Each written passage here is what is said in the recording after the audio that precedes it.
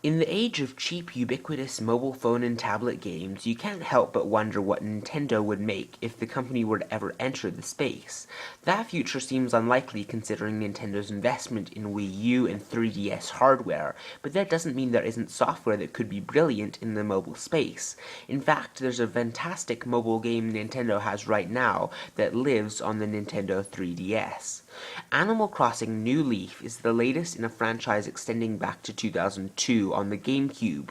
It was an odd game to explain back then. In fact, not much happens. You live in a small town, you collect fruit, you go fishing, you play off loans on a home, you talk to animals that live in town and send them letters.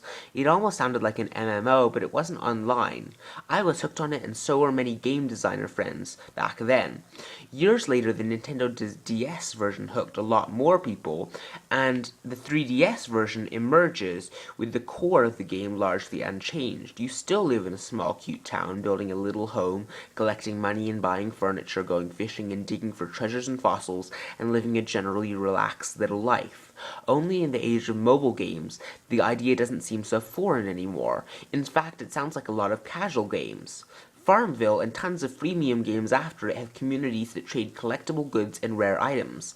Animal Crossing, however, isn't freemium. It's a $39 game, but with no pay-per-item extras. It's all included, but you have to discover it and pay your way out of house debt, and find ways to, in this latest iteration, become a mayor of your town and improve the atmosphere for your fellow residents. You might water plants one day, or plant fruit trees the next, or just find a random turnip seller and see if you can make an investment that will pay off. Animal Crossing is a persistent experience. Days pass according to the real calendar with surprise holidays and events. When it's night in the real world, it's night in your town. Stores open and close. Townfolk go to sleep. There's only so much you can do in a single session. The game is meant to be revisited regularly in bits and pieces. You can visit the towns of friends and trade items, but only if you have a direct connection. Unlike games like Little Big Planet, you can't browse public worlds freely. A game like this is all too easy to imagine on a smartphone or tablet, a place where online connections are easy and hopping in and out of a game is a snap. If Nintendo were to dip its toes into mobile gaming, Animal Crossing would be the slam dunk franchise to kick it off.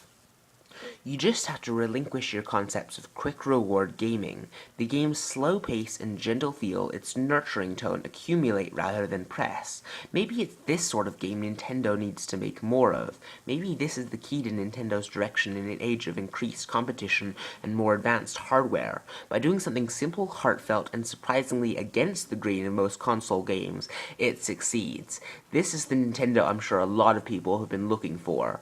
Let us know what you think about Animal Crossing in the comments below, and as always, thanks for watching this review.